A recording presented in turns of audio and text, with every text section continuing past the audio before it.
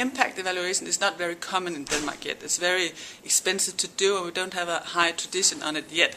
But we can see that in the social area, the social workers really need to know what works, and they have a large discussion in the field how to get information about what works. So they are curious about it, but they don't know how quite yet to deal with it.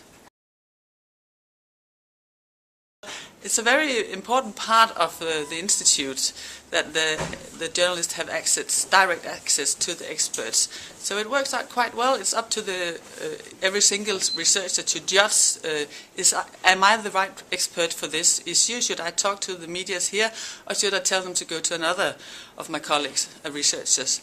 So they come to us for a briefing if they need to, or most of the time they just handle it by themselves.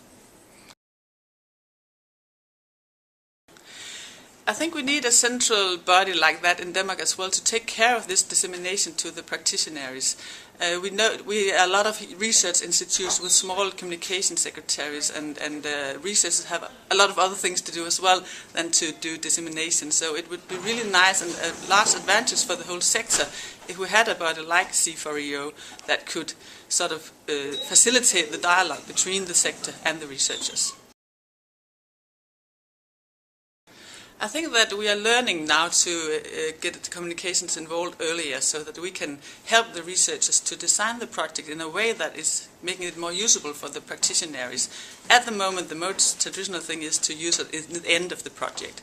But I think it's getting more and more common that we are getting to be involved in the beginning as well to design the project.